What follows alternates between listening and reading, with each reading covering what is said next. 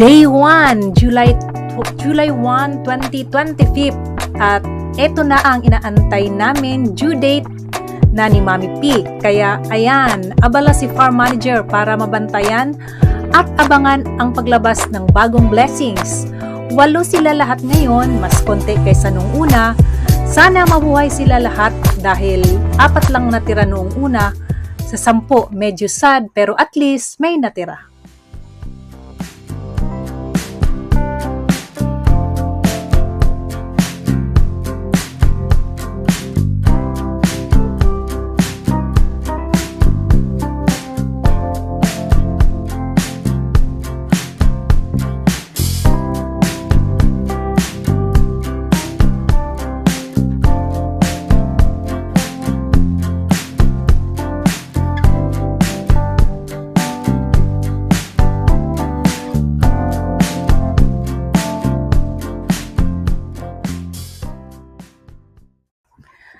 At eto na nga, gaya nung una, problema pa rin ang pagpapadede ng mga biik. Di kasi tuloy-tuloy si Mami P magpadede. Kaya eto ang ginawa namin, bumili ng bottle feeder at gatas lang sa sari-sari store.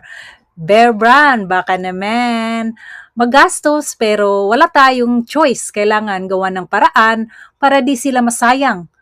O ayan, lakas nilang dumede. 3 days lang pala kami nag-bottle feed. Natuyuan lang pala ng gata si Mami P. So now we know. So hot compress lang ang ginawa namin kaya okay na siya. Problem solved.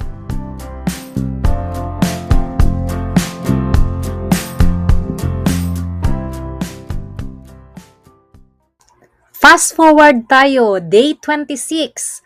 Dahil sa hot compress, ayan, si Mami P, di na nagmaldita. Di na kasi nasasaktan kung magpapadede. Kaya, ayan, pumupwesto na siya. Happy na mga piglets. Kailangan talagang pagganahin ang isip minsan-minsan para masolusyonan ang ating mga problema sa mga ating mga alaga. Nagpakain pala kami ng piglets booster o sprinter sa mga biik on their 10th day para iwas bansot at para masanay na rin sila sa feeds. Day 31 na tayo, July 31st, 2025. May panibagong challenge na naman. Ano ba yan? Nagkaroon ng ringworm yung 2 sa kanila. Kaya ayan, umiikot na naman ang aming mga utak kung ano na naman kaya ang pwede naming gawin at gamot dito. Hay naman talaga, dami naming ginawang seremonyas para gamutin. Nagpakulo ng dahon ng bayabas, panghugas, sinabon ng bioderm at kung ano-ano pa, nagdikdik ng asunting o ringworm bush at pinahid sa infected area.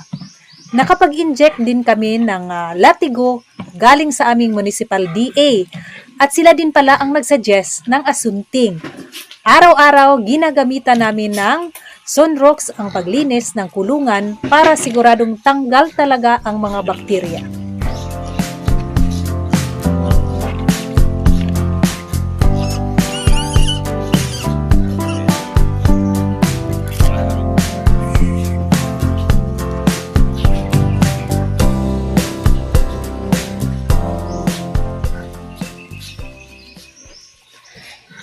Di kaagad siya nawala, kaya medyo nag-alala rin kami. Pero nalaman din namin bandang huli na mawawala lang din pala ito. Huwag lang tigilan ang paggagamot sa kanila at ang paglilinis. Siguraduhin malinis yung kanilang kulungan.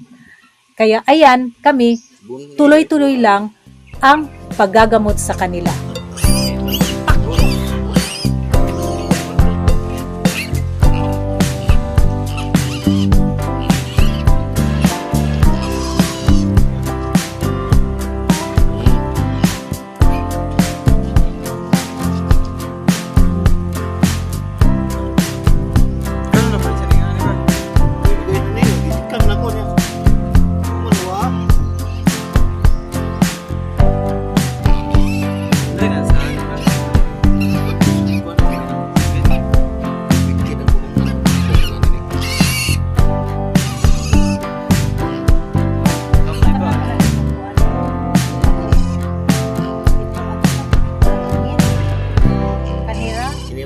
Day 45 na tayo.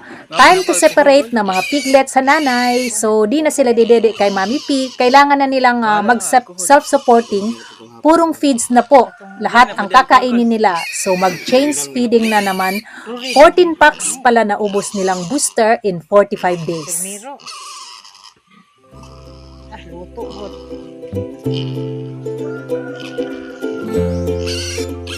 Ito ang mga piglets, oh. Walay na ta. Yung kaso sila. 5 days na eh. 45 days po na sila.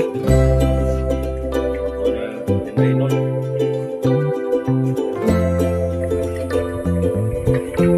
yun na, mag-iso na siya. Mag-iso na siya na. Pero itong bigatas na gidrapper pag yun niya na-enjoy. Ano siya, oh. Trabahay na.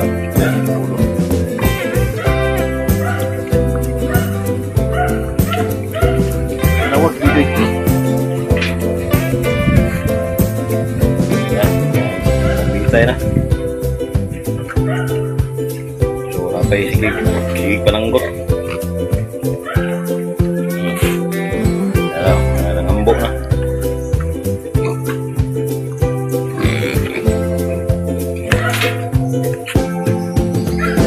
Ito para mabili na po siya mamibigay sa next niyang pregnancy. Ano?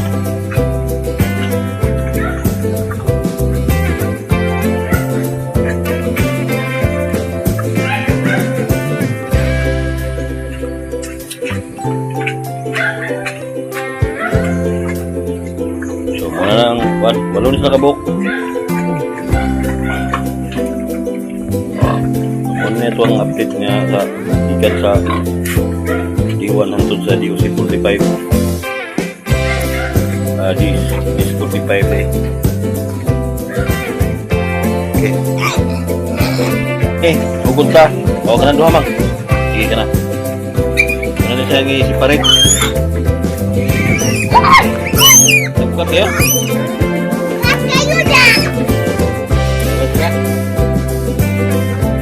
Bye man. Jelas ya. Ini agak man. Saya dah. Bye nga.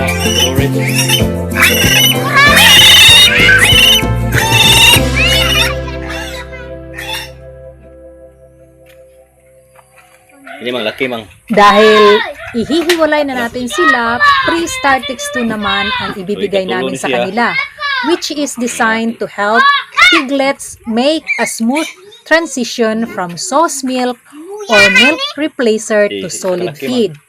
Ano daw? Sa madaling salita, purong feeds, pre-Startix 2 na ang kakainin nila. Ginawa talaga ito para pangpalit ng milk ng nanay. O mas madali yatang intindihin yun, di ba? Malitso na, nagliso na tuwang ko ano.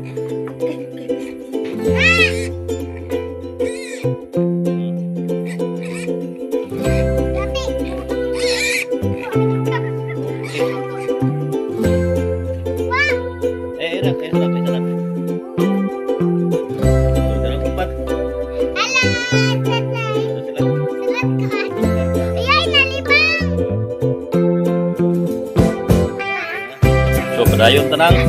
Oh. Padayon nag-transfer sa upat.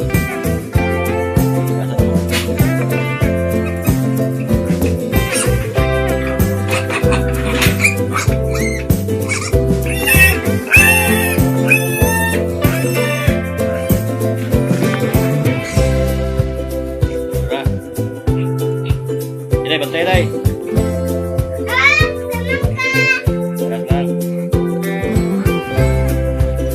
Lang. Kaya itong una ko. Kaya hinduyan nila.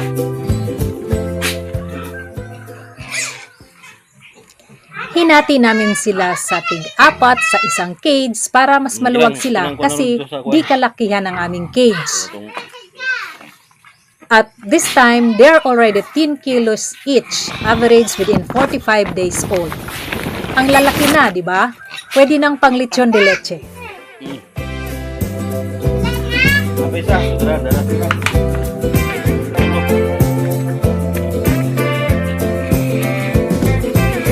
Taas ng isa. Lagi ba tayo? Magpusa. Oh, rawa to. Day 49. At syempre, para mas healthy, maganang kumain at mapabilis ang paglaki ng alaga, nag-inject na agad tayo ng vitamins. Norovit naman ang ginamit namin, 2 ml per head this time. 1, 2, 3, 4. So, muna yung 1. Kaya na, finish na. Tapos na yun. Hindi na sagbay ka.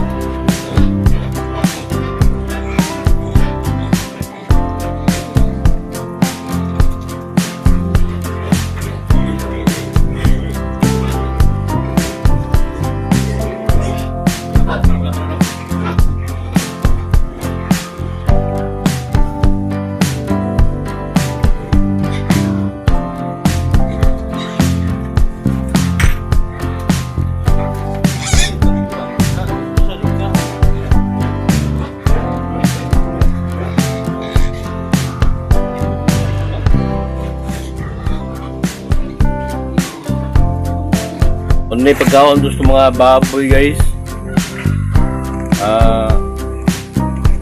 2 weeks 1 siya. Ano Ano siya ang sako niya. Ano yung sulod o.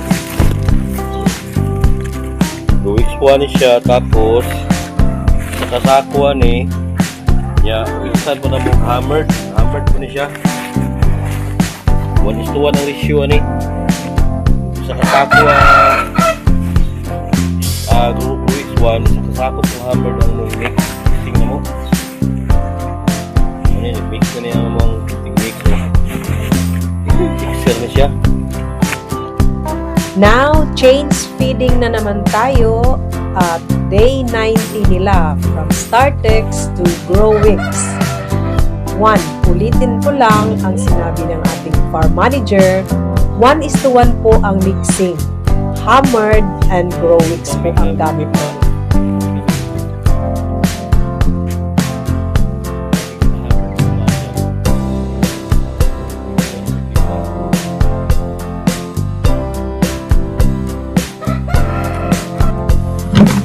Ano ni siya o. Pagkaunta. Saba kayo mga buhi. Wala lang. Wala lang. Sumo. Ya.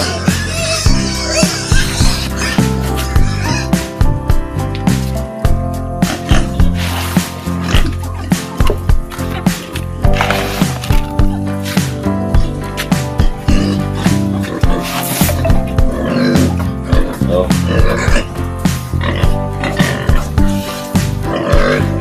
Ano ilang sumo? Walo ni kabuk.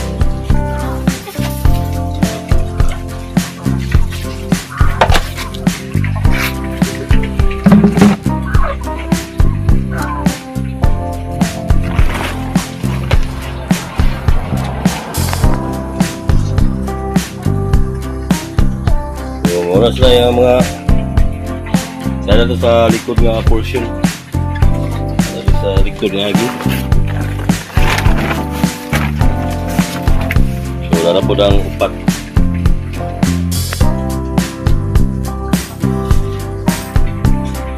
Dala po ng pagtikas. Bani, 45 days na, ganito lupas na po. Pero napanin sa mga 80 plus days nila sa 90 days. 90 days na nagigas pag-anak. Anak ni siya o July 1. Ano sila?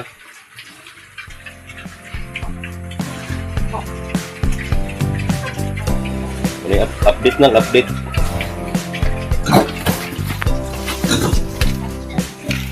Dala lang inahan. Muna lang inahan. Dala. Buntis na upahan na po ni. Kuha na kaluyan na karong December po sila. Ano yung mga kuha okay. October 22, 2025 at more than 3 months na po sila simula nang ipinanganak. Sinubukan namin sukatin gamit ang tape measure para makuha ang estimated body weight. Pero mukhang di uubra. Hirap na hirap si farm manager. Bili na lang siguro kami ng kiluhan next time para makuha talaga yung exact na weight.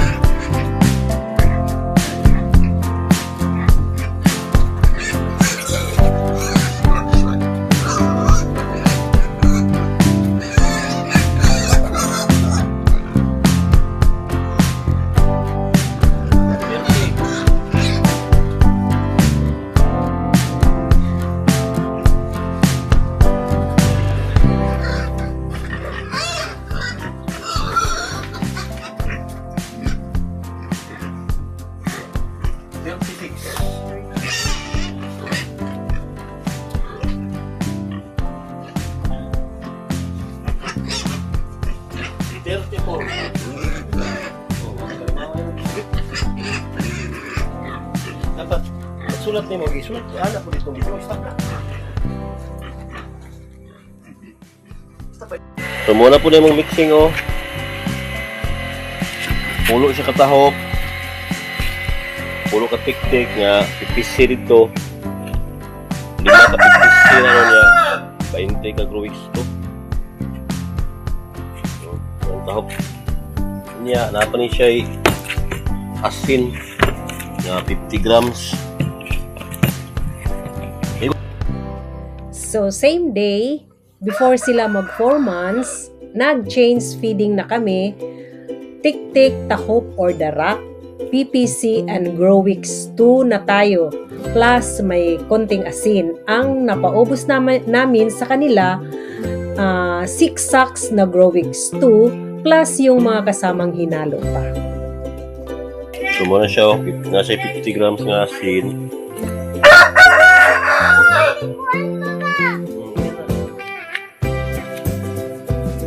So, muna siya. Pulo na siya katahop, pulo katik-tik niya. PPC Pilmi ko 5.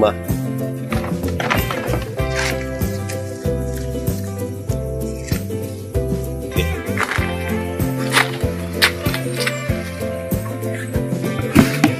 PPC na siya. PPC Pilmi ko. 5 kilos po.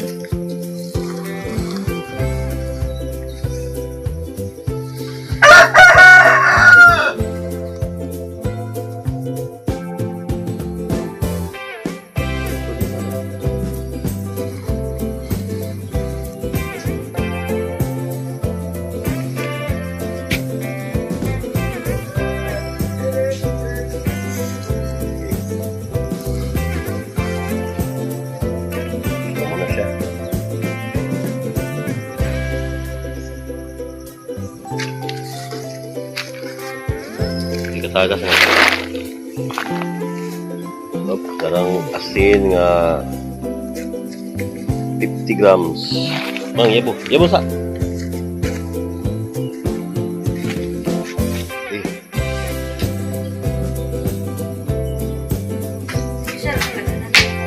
Okay, ya. So, darang Growix 2 niya. 20 kilos ang mixing ano.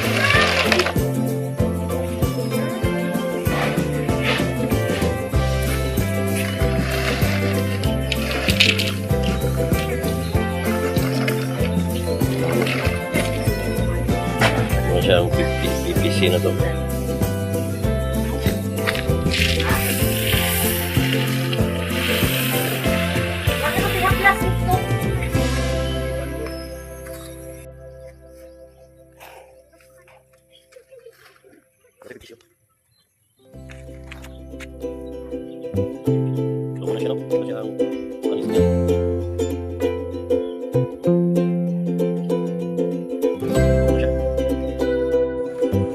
December 1, 2025, 150 days from birth, nagsimula na po kaming magpakain ng may kasamang finisher. Up 4 sacks ang napaubos namin sa kanila hanggang mapaubos namin silang maibenta lahat.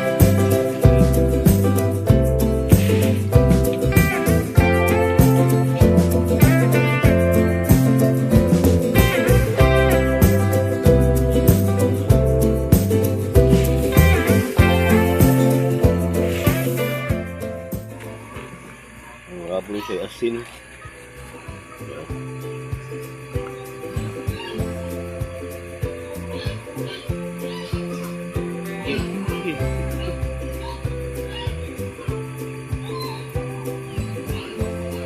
Okay na.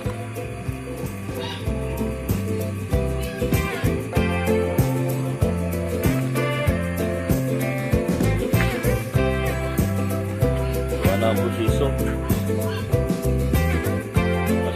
Kasi may makilo, tigtig, ulo, ang ulo,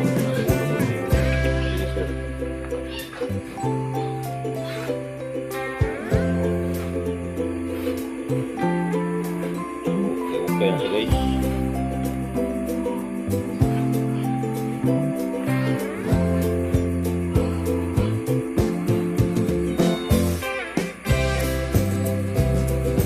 Ano siyang atake? Ito na lang.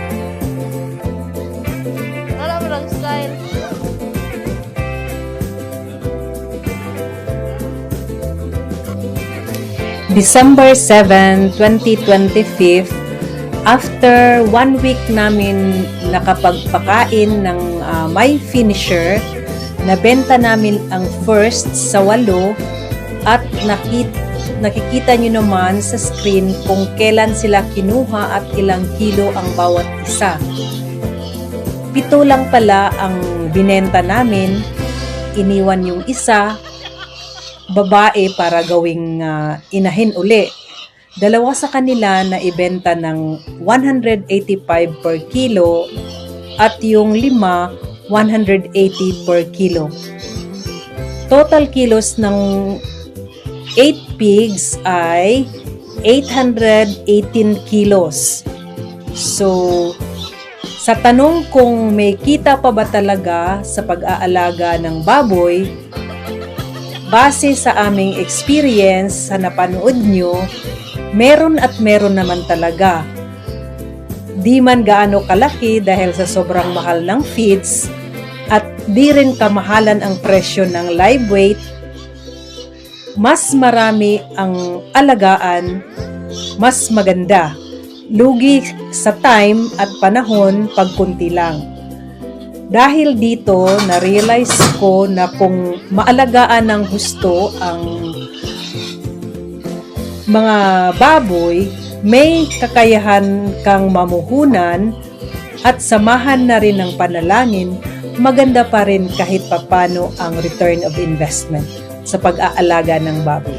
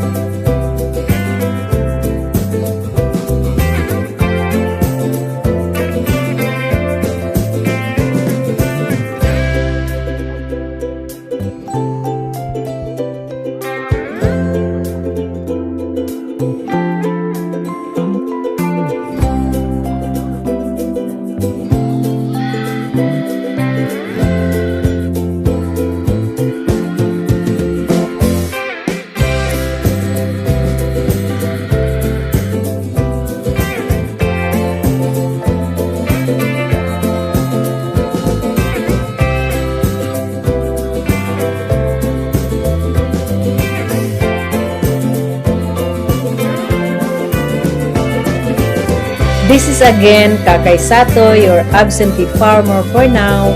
Sana may natutunan kayo. Sana i-share ko based from our experience at ma-inspire kayo mag-alaga na rin ng baboy kahit marami tayong di magandang naririnig. Huwag tayo matakot kasi may pera talaga sa farming. Sipag, tiyaga at syempre samahan ng panalangin. Thanks for watching everyone. Bye-bye!